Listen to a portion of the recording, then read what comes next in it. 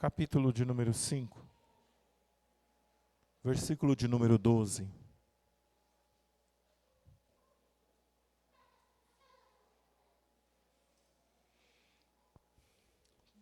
Livro de 2 Reis, 2 Reis, capítulo 5, versículo 12.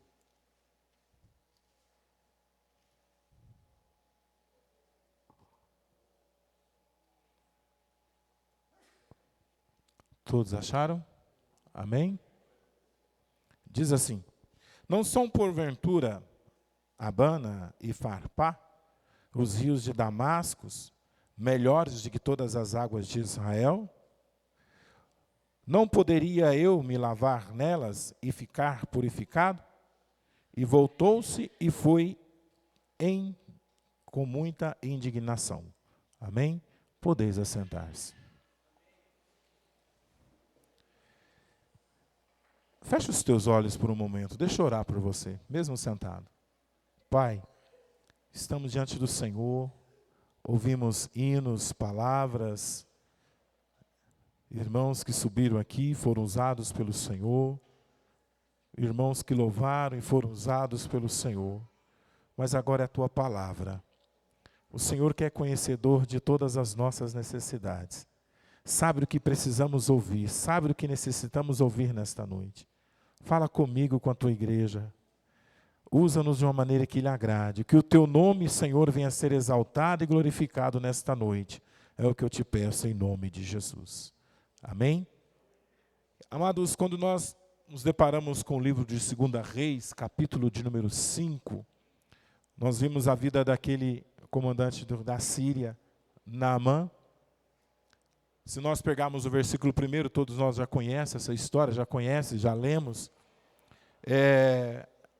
Ele era um chefe do exército, ele era um grande homem diante do seu Senhor, de muito respeito, porque pelo Senhor, além de dar livramento, ele era um varão valoroso.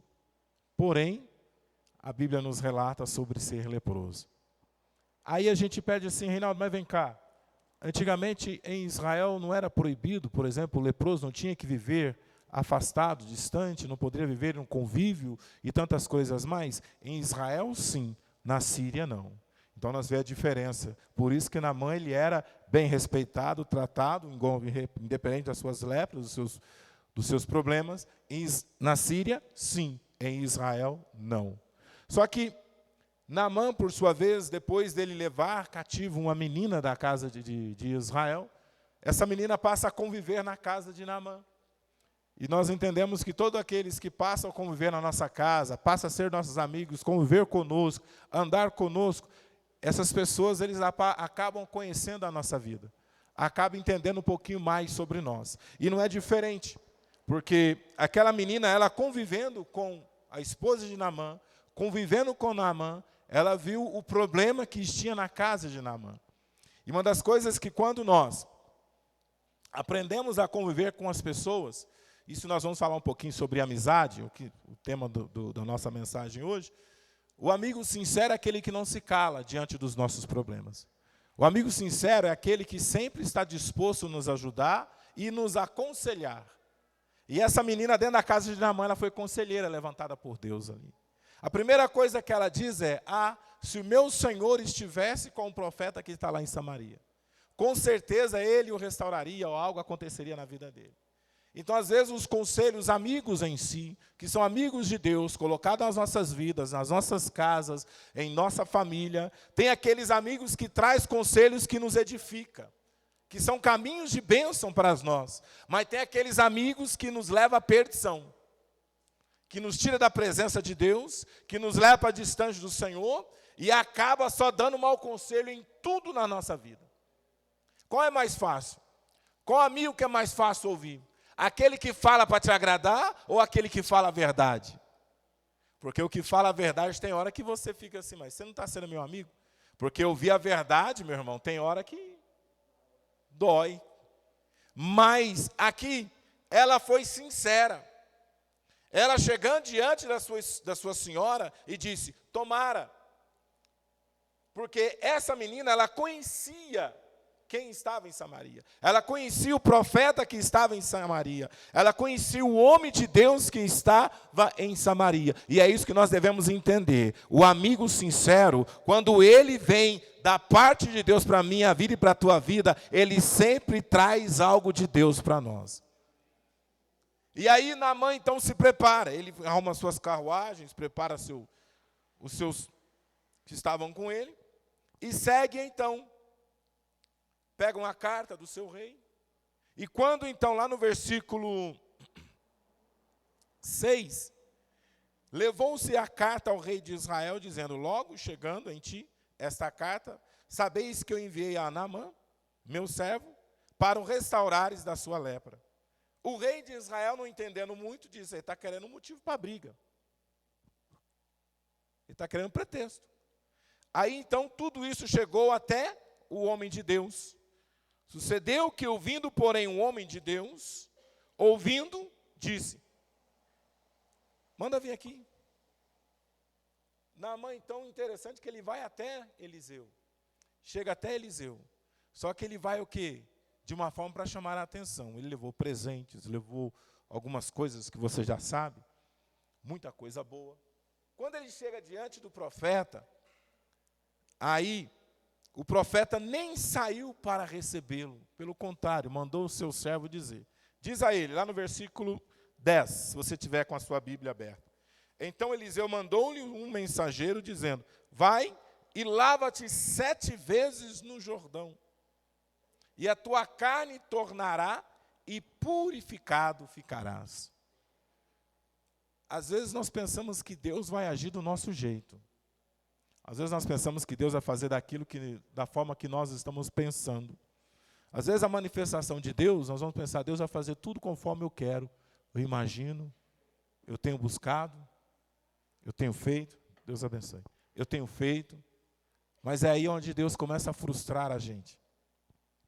Aí Deus começa a nos ensinar que não é do seu jeito, é do dele.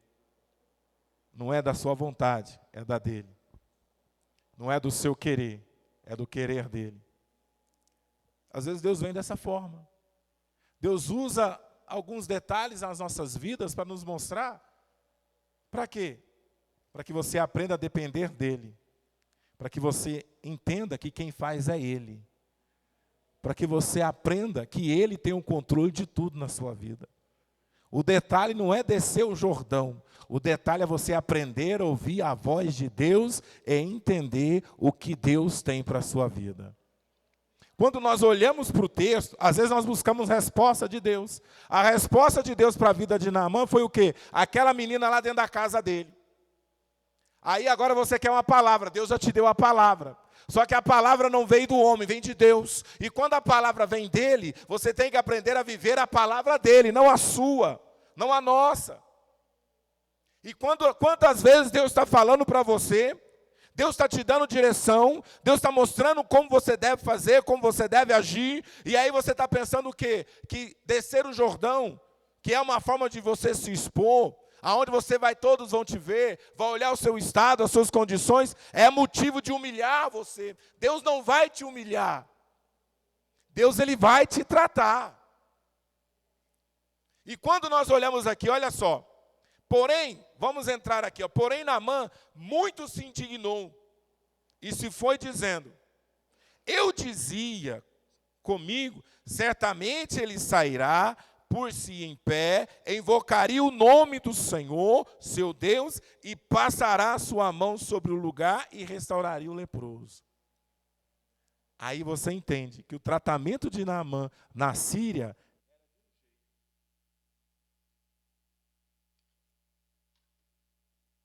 lá, leproso, ele podia ser comandante do exército, ele poderia ser muitas coisas, mas em Israel, na presença de Deus, o tratamento é diferente. Deixa eu te explicar para você dar glória a Deus. Lá no mundo, você pode ser do jeito que você quiser. Aqui dentro, leproso, você não pode ficar. Aleluia. Deixa eu te dizer de novo. Lá no mundo, você pode permanecer do jeito que você quiser. Aqui dentro, você tem que estar curado. Aqui você não pode permanecer leproso. E Naamã pensou que ali era só ele se levantar como era lá fora, é só se levantar e ir lá e fazer como ele pensou, é só do jeito dele, não, lá fora sim, na Síria sim, aqui não. Aqui você já tem a mensagem.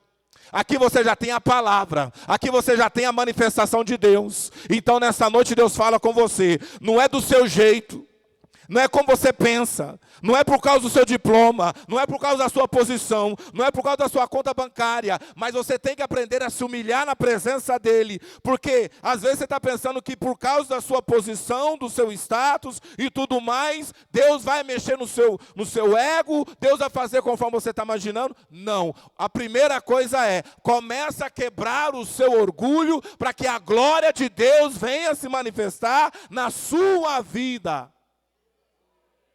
Não é você escolher. Deus já escolheu por mim. O Senhor já fez por mim. Porque quando o profeta disse, se lança no Jordão, porque é na posição que Deus está mandando você ir, que Ele vai te honrar. E aí Naamã ficando indignado, triste, ele está voltando sem a bênção. Quantas vezes nós estamos na igreja, viemos para o culto, chegamos aqui, Deus traz a palavra, Deus usa o homem de Deus, a mulher de Deus, aí como não é do meu jeito, eu vou para casa do mesmo jeito. Eu vou para casa sem nenhuma mudança.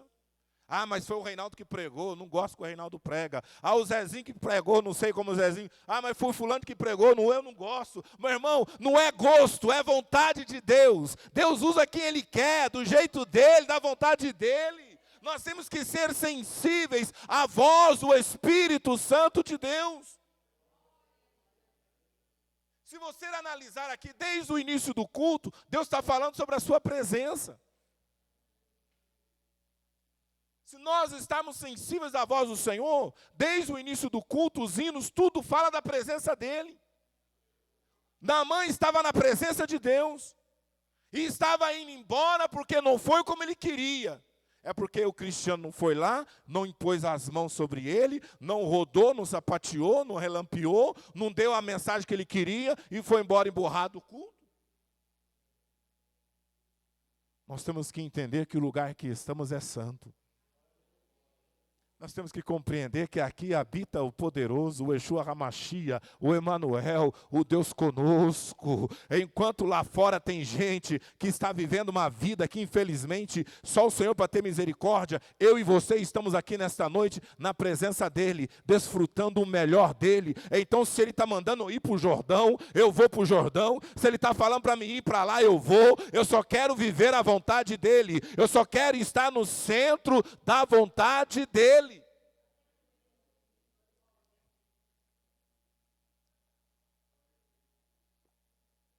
Agora, para aceitar a vontade de Deus, eu tenho que aprender a renunciar.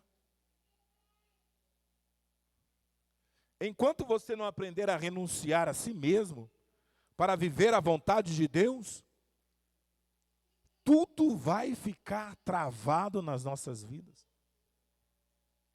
Enquanto nós não aprendermos a renunciar a nós mesmos, abrir mão de algumas coisas que precisam ser abertas, e começarmos a depender dEle. Naamã ele começa a questionar, dizendo, aonde nós lemos, não são porventura Arbana, Farfá, os rios de Damasco, melhores do que todas as águas de Israel? Melhor do que o Jordão? Aí nós temos que entender alguma parte geográfica. Primeiro, da onde vem o Jordão? Da onde nasce o Jordão? O Jordão vem do Monte Mora, ele desce e vai escorrendo por toda a terra de Israel.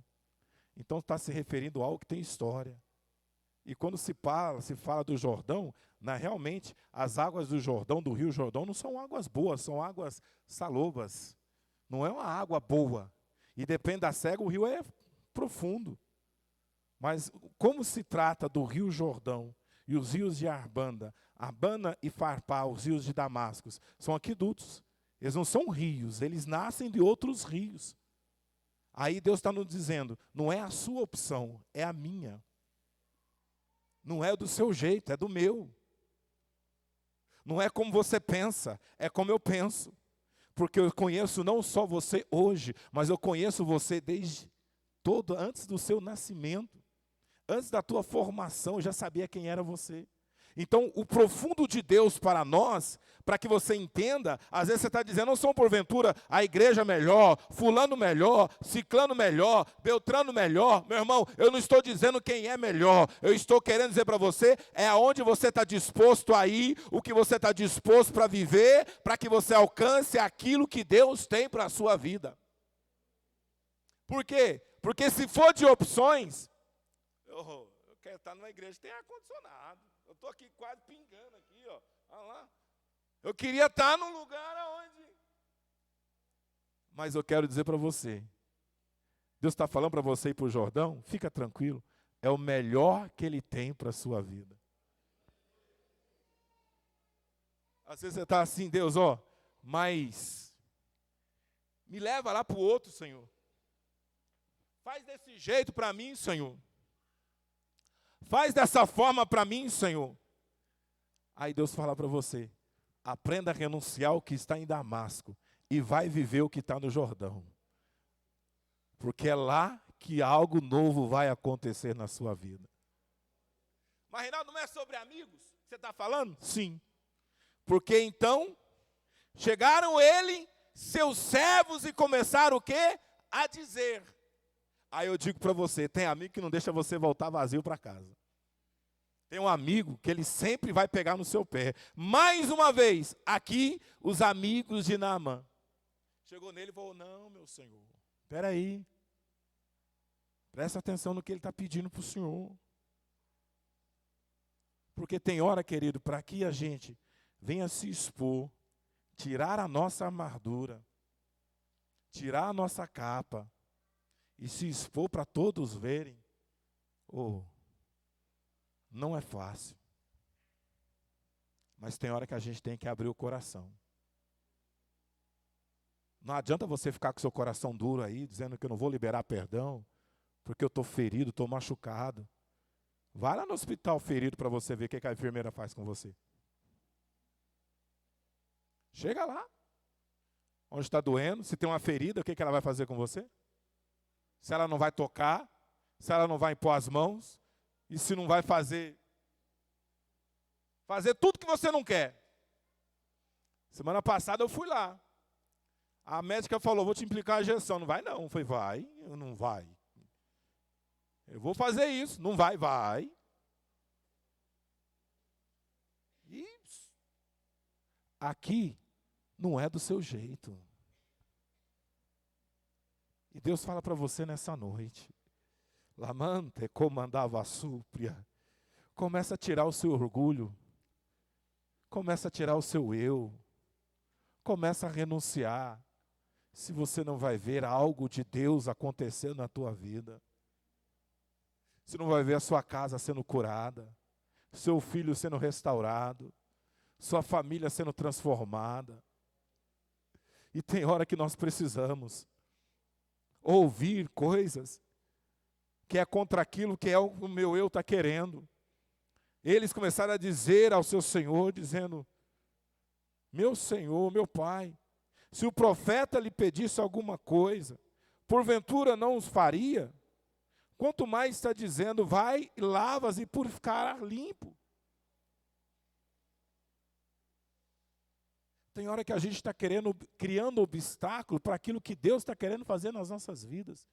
Tem hora que nós estamos criando barreira para as coisas que Deus já colocou no nosso caminho e Ele está querendo traçar, fazer, mas a dureza do nosso coração, a nossa dureza em si, nos impede de receber o que Deus tem para nós.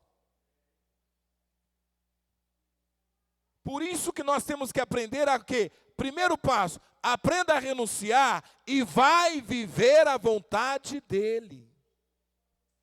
Agora, até que ponto você quer ir?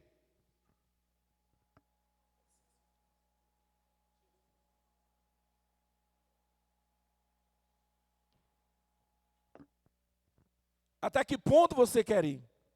Até que ponto você quer alcançar a sua cura? Porque todos nós temos uma parte em nós que precisa ser tratado. Todos nós temos algo em nós que precisa ser restaurado pelo Senhor.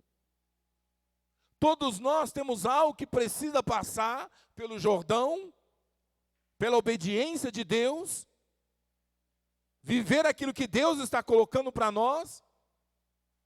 Todos nós temos. Mas você está disposto a ir até quanto? Até que ponto? Ah, Deus, o Senhor vai tocar só até aqui. Passou daí, o Senhor não mexe. Só até aqui, Senhor. Só até aqui, Pai, mais não. Mas Deus quer fazer coisas novas. Deus quer fazer coisas extraordinárias. Deus quer que você, nesta noite, nós aprendemos a nos lançar na presença dEle e só sairmos, de fato, quando nós formos para a eternidade com Ele, permanecer na presença dEle, mergulhado diante dEle, o adorando e dizendo: Deus, vai quebrando aqui, vai tratando ali, vai curando aqui, vai restaurando ali. Se você não vai aprender a ouvir a voz de Deus, se você não vai aprender a entender os propósitos do Senhor, aquilo que Ele tem para a tua vida. Nesta noite Deus te deu palavra, Deus te deu a direção, agora Deus está falando: vai viver. Vai viver. É onde temos que entender. E aqueles amigos chegaram para ele dizendo: olha, se ele te pedisse qualquer coisa, você faria. Agora, quanto mais o que é descer. Mas aí, Reinaldo, eles vão me ver. Eles vão ver o que eu fiz. Eles vão ver como estou. Eles vão ver como me encontro. E ninguém quer ser exposto. Mas Jesus, ele não poupou aquela mulher que durante 12 anos sofria de hemorragia. Por que não poupou? Porque ela foi, passou pela multidão, tocou na orla, foi curada. Jesus parou e disse: alguém me tocou. Os discípulos não estavam entendendo. Mas espera aí, Senhor. A multidão te aperta. Realmente, o aperto é diferente de toque. Quem aperta incomoda. Pega alguém, aperta a sua mão para você ver como incomoda. Quando alguém te toca é diferente. Quando alguém chega em você e cumprimenta você, é diferente. Agora apertar incomoda. E hoje as pessoas, ao contrário, as pessoas querem apertar a Deus, pôr Deus na parede: o Senhor tem que fazer do meu jeito, da minha vontade, tem que ser do jeito que eu estou, tem que ser como eu estou. E Deus nessa noite está dizendo para você: não é do seu jeito, não é da tua forma que você pensa, é do meu. Aprenda a descer, aprenda a se humilhar. Se eu não vou curar a sua alma, se eu não vou restaurar o seu coração, se eu não vou curar as suas feridas ocultas que está aí, que só você sabe, o que tira teu sono, o que faz com que você chore. E para você saber que Deus fala contigo, essas feridas que hoje te incomodam, o inimigo já quis, já colocou nos teus ouvidos dizendo: tira a tua vida. Até a morte você já pensou em procurar, e tamanho é o sofrimento e dor que passa por dentro. Mas o Senhor diz para você nessa noite: eu não tenho morte para você, mas eu tenho vida, porque a morte já foi vencida no Calvário. Oh, aleluias! Então Deus fala para você: teu casamento não vai morrer, seus filhos não vão morrer, você não vai morrer, mas eu já trouxe vida em abundância para você. Agora vai para o Jordão. Aleluias! Xerei comandava, suriandekepia. O que é mais fácil? Porque nós sempre queremos o meio mais fácil. Nós sempre queremos os meios mais simples. Igual quando o Senhor tirou Israel do Egito. Tinha um caminho mais perto, que era pela terra dos filisteus. Eles iam chegar muito mais rápido. Mas Deus, conhecendo o povo com quem estava, Deus sabendo com quem estava com ele, conhecendo aquele povo, Deus disse: não, vocês não vão por aí. Vocês vão para um outro caminho, para que eu saiba o que está no coração de vocês. E tem hora que Deus está falando para você: não é o seu caminho, não é o teu jeito, não é como você pensa. Aprenda a renunciar para que a glória de Deus se manifeste, para que a presença dele se manifeste. E aí o texto nos menciona que então, Naamã, convencido pelos seus companheiros que ali estavam, mergulhou no Jordão. Desceu 7 vezes, conforme a palavra do homem de Deus.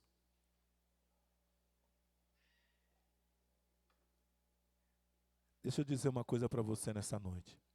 Tudo está conforme a palavra do homem de Deus. Tudo está conforme a palavra do Senhor.